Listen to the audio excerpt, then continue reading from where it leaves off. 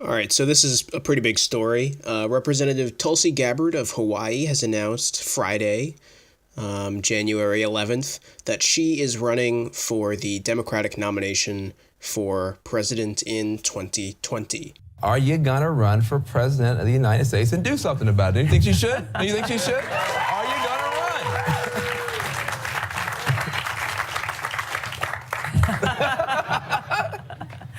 I have decided to run and will be making a formal announcement within the next week. Whoa.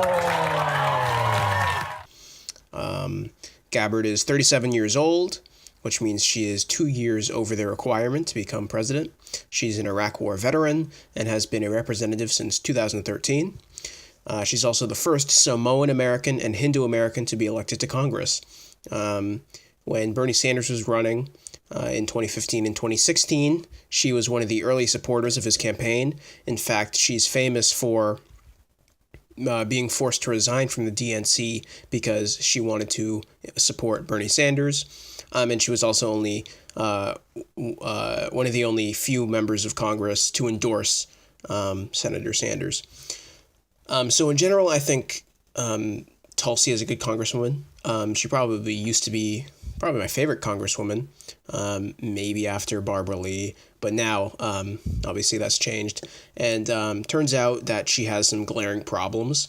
But let's get to the good stuff first, which is more obvious, and I think to some extent does outweigh a lot of the bad stuff. But let me be clear, when I say the bad stuff is pretty bad. So most recently, she voted against the PAYGO rules package along with Alexandria Ocasio-Cortez and Ro Khanna when the Democrats took over the House, and they implemented their congressional rules package, which included the rule called PAYGO. And PAYGO basically means pay as you go, which means any increases in mandatory spending or government spending, to put it simply, means you have to offset spending increases with either cuts in other areas or tax increases. So it's basically the opposite of deficit spending, which used to be the basic economic model for the Democratic Party. No longer, but anyway. So she, along with Alexandria Ocasio-Cortez and Ro Khanna, were the only Democrats to vote against the PAYGO rules package. Other stuff in the rules package was okay, but PAYGO was obviously the glaring problem that they wanted to deal with. She also opposed the Trans-Pacific Partnership, the free trade deal that gave up a lot of governmental oversight and power to transnational corporations in the countries that were involved in the TPP, and that included companies being able to sue the government if the government has regulations that hinder their profits, which is ridiculous. She's also caused for restoration of Glass-Steagall. She is also very famous for being critical of, quote, regime change wars. In fact, that was one of her focal points for endorsing Senator Sanders for president. And she's also been critical of U.S. involvement in Iraq, Libya, and Syria. Of course, she was an Iraq War veteran, so that's that should be pretty obvious. She's also opposed to removing President Bashar al-Assad of Syria from power, and she's also famous for meeting with him in 2016, I believe. It might have been 2017. She's also in favor of Medicare for all. She's against NSA spying, and she herself personally protested the Dakota Access Pipeline in South Dakota. So yeah, she's pretty progressive. So those are the basic policy proposals she has. If you go to her website, there's a lot more, and I'll link to that in the description if you want to go over it. I just want to get to some of the negative stuff about her, time as a politician and time as a person, to be quite honest. So she used to be conservative. Her father was Mike Gabbard, and he was virulently anti-gay, anti-LGBT, and she was too for a while. She also used to be against abortion rights, and when she was younger, and by younger I mean like 10 years ago, and maybe 20 years ago, she supported a constitutional amendment to define marriage between one man and one woman. And here's a quote from her.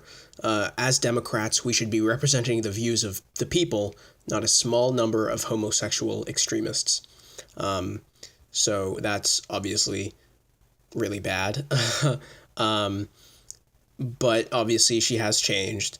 I think throughout her entirety of her career in Congress, she hasn't been against, the LGBT community in ways as obvious as this, and she's also been in favor of policies that help them and further the struggle for equality. She cites her conversion to liberalism to her military service in Iraq. That's when she started to change her mind about being conservative, and that was when in her early 20s. And yes, people change. So, I'm glad she changed. I don't know if we should be super hung up about it, but it is different than Bernie Sanders, for example, because she only came out in favor of gay marriage in 2012, and she was elected in 2012. So it's a lot like Hillary Clinton in that way. Hillary Clinton came out in favor of gay marriage in 2013, compared to Bernie Sanders, who was in favor of gay marriage in the 70s and probably even before then, and also the same thing for transgender rights.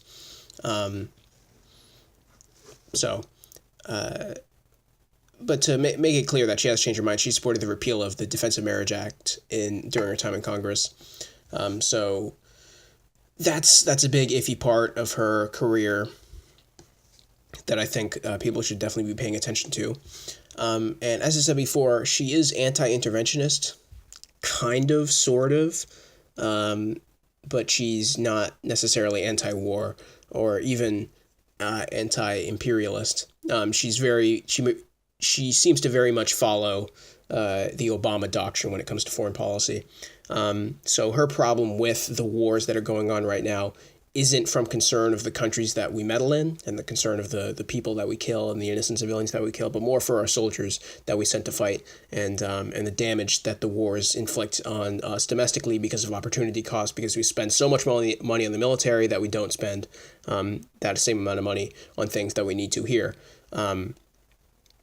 So is that a position to hold? I think all three should be the position, right?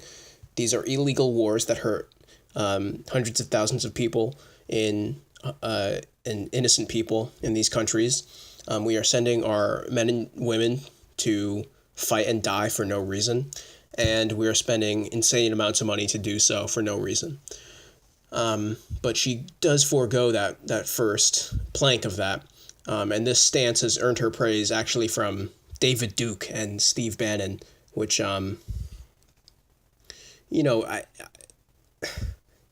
bad but just because you do something that a terrible person agrees with doesn't necessarily mean that you are a terrible person.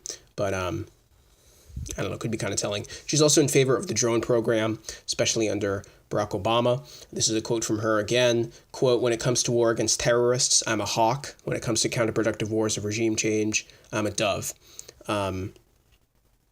So I don't think that's a super ridiculous position to have.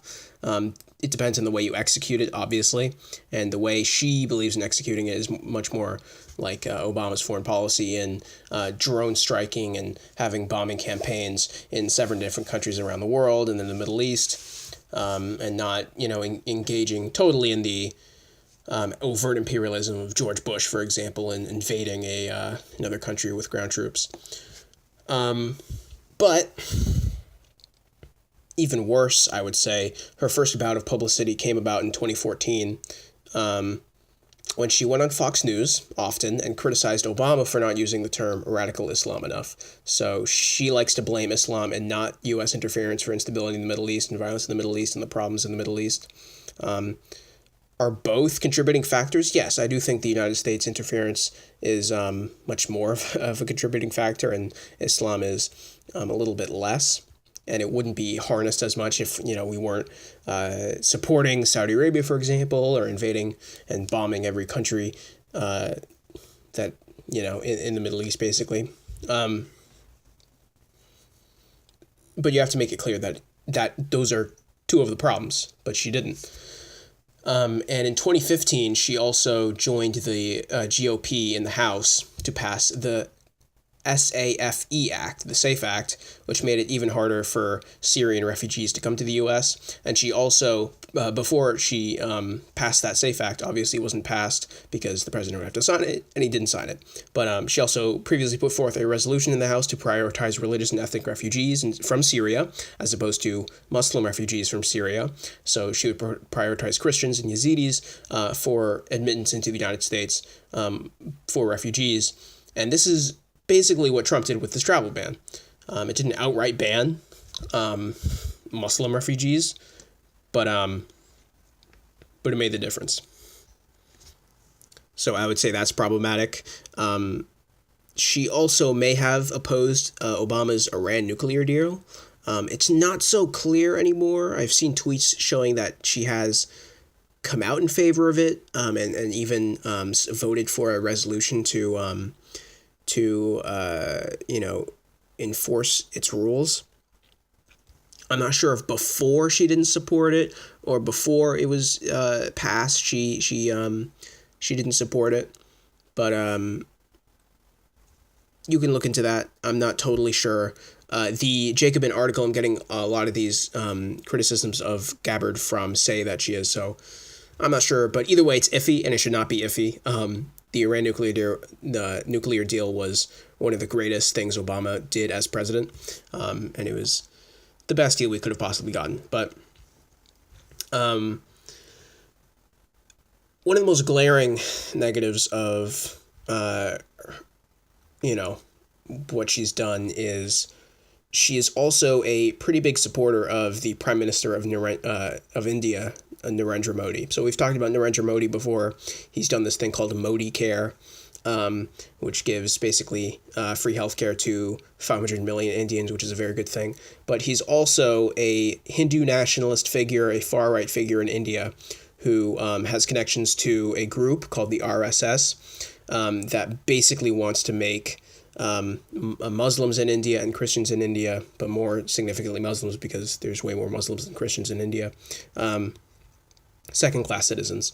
And the RSS also had connections to the person who assassinated Gandhi, and the person who assassinated Gandhi basically said Gandhi's being too nice to these Muslims, and we can't accept that. So she's been very close to Narendra Modi and the Hindu nationalists of India, who have been virulently Islamophobic, and some of Gabbard's policies on Muslims, as we just talked about, that resolution to prioritize Christian refugees from Syria.